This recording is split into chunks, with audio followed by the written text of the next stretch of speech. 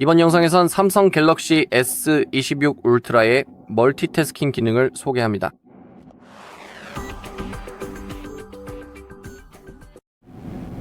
자, 이제 기기의 설정을 열어봅시다. 달력이 아니라요. 설정입니다. 이제 아래로 스크롤해서 고급 기능을 찾으세요. 먼저 사실 랩스부터 시작할 수 있습니다. 실험적인 기능을 시도해보세요. 일부 기능은 모든 앱에서 제대로 작동하지 않을 수 있습니다. 아래쪽에는 모든 앱을 멀티 윈도우로 열 수 있게 해주는 기능이 있습니다. 아래를 보면 모든 앱이 팝업 보기나 분할 화면에서 열릴 수 있도록 허용할 수 있다고 나와 있습니다. 이에는 이러한 레이아웃에 맞게 설계되지 않은 앱들도 포함됩니다.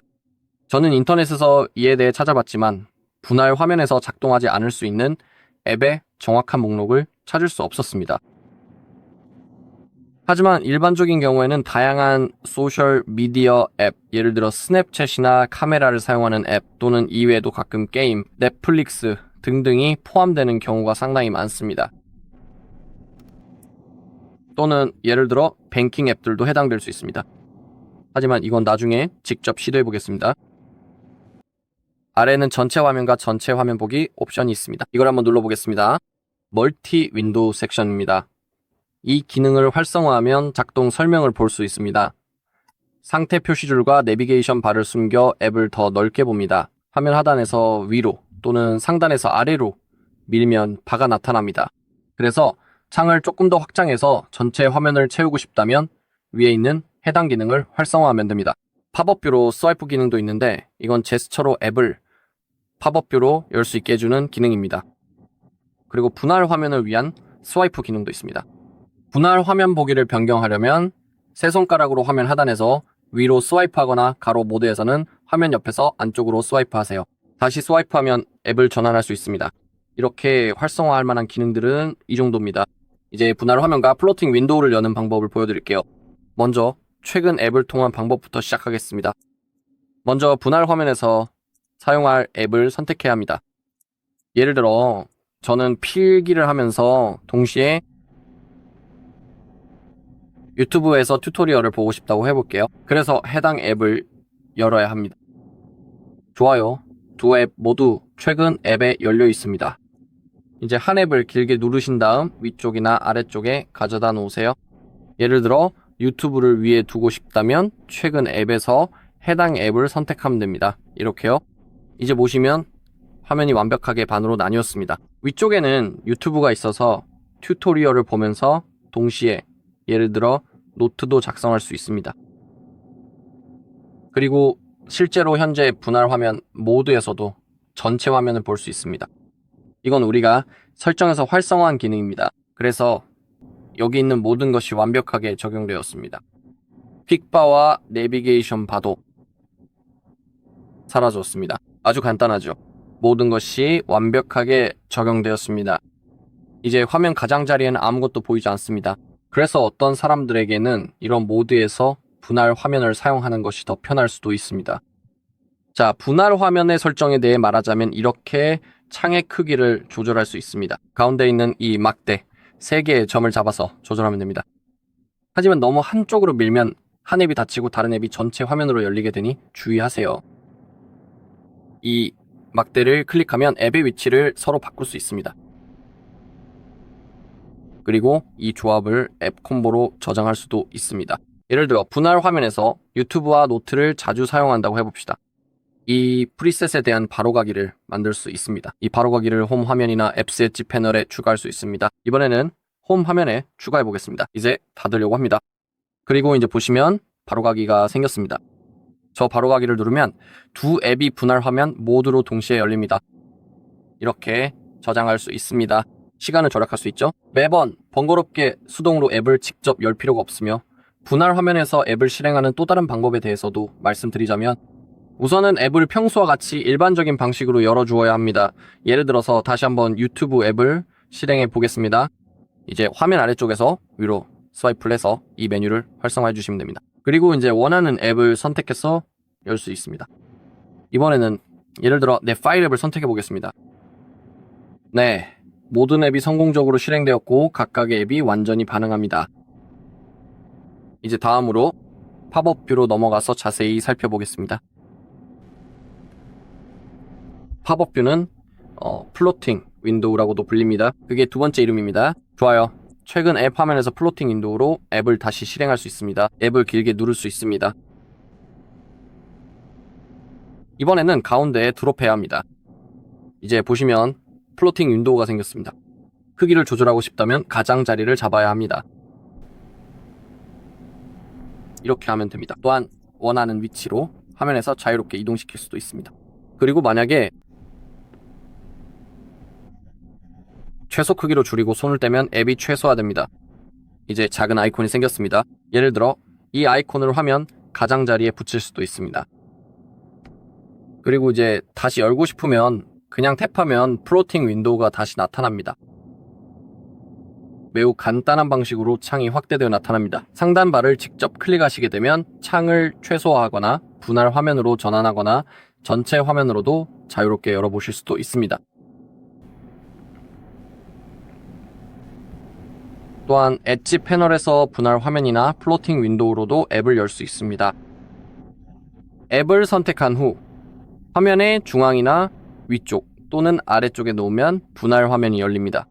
또는 중앙에 놓으면 팝업 뷰가 열립니다.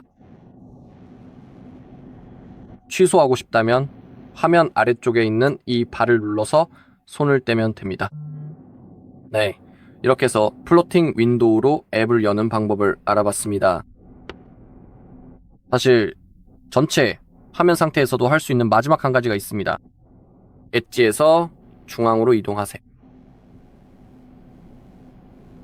이렇게요. 그리고 이제 손을 떼면 앱이 팝업 뷰로 열립니다. 네, 맞습니다. 플로팅 윈도우는 여러 개의 창을 동시에 띄워둘 수 있습니다. 예를 들어서 먼저 노트를 열어보고 그 다음에 설정 창도 함께 열어보겠습니다.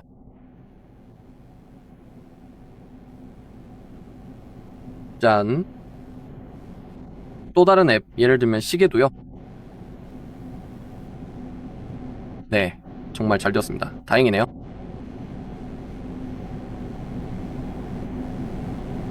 이제 크기만 조절해 볼게요. 사실 시계 앱이 꽤 예쁘네요. 그러니까 창의 크기가 상당히 큰 편이라서 그보다 더 작게 만들 수는 없어요.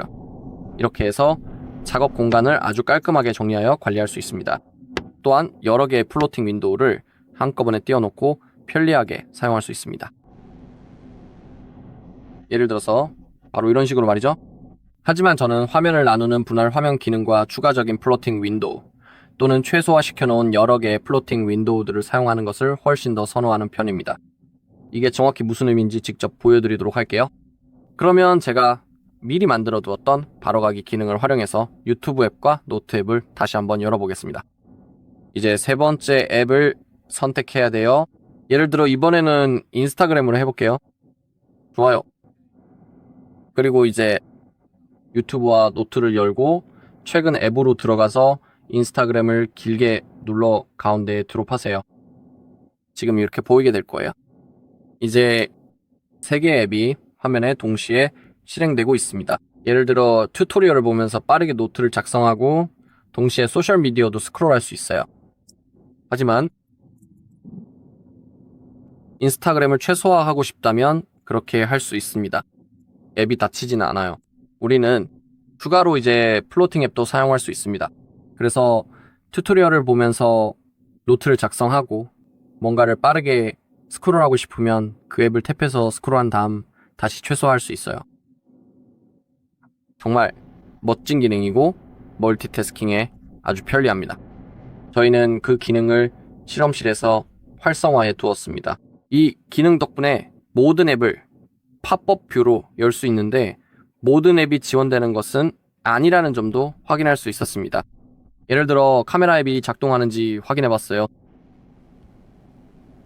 팝업 뷰라든지 플로팅 윈도우에서 한번 같이 살펴보겠습니다. 카메라 플로팅 윈도우를 열면 모든 기능이 완벽하게 작동하며 사진 촬영과 더불어 동영상 녹화도 모두 가능합니다. 카메라 기능을 다 못 쓰지만 그래도 빠르게 사진을 찍거나 영상 녹화가 가능합니다. 궁금한 게 있어요. 연속 촬영 버스트 샷분 작동할까요? 아쉽게도 작동하지 않습니다. 하지만 분할 화면으로 가서 예를 들어 노트를 선택하면요. 다시 한번 두 가지 모드만 있지만 모든 것이 완전히 반응하고 카메라로 사진을 찍을 수 있습니다. 게임도 작동하는지 확인해봤어요. 한번 보여드릴게요. 아스팔트 레전드라는 레이싱 게임을 다운로드 했습니다. 여기 어딘가 있을 거예요. 네, 제대로 작동하는지 보여드릴게요. 그럼 최근 앱을 눌러볼게요. 길게 눌러봅시다. 그리고 플로팅 윈도우에서도 작동합니다. 한번 확인해 봐야겠네요. 아직도 지금 로딩 중이에요. 완전히 반응성이 좋아요. 아마 분할 화면으로 들어가면 더 많이 볼 수 있을 거예요. 예를 들어 그럼 브라우저를 열어볼게요. 제 브라우저가 뭔지 잘 모르겠네요. 좋아요. 플레이를 클릭할 수 있습니다. 그리고 게임도 완전히 반응성이 좋아요. 그럼 빠르게 레이스를 시작해 봅시다. 타를 골라봅시다. 플레이. 다음 간단한 튜토리얼이 있네요. 어떻게 하는지. 조작법이 뭐죠? 하지만 이미 알고 있어요. 좋아요. 계속하기를 눌러봅시다. 분할 화면에서 두 번째 앱에서 무언가를 하면 게임이 일시정지 된다는 점을 알아두셔야 해요. 모든 게임이 그런 건 아니지만 아스팔트 게임은 두 번째 앱을 클릭하면 일시정지 됩니다. 네, 보시다시피 모든 요소가 완전히 반응형으로 구성되어 있어요.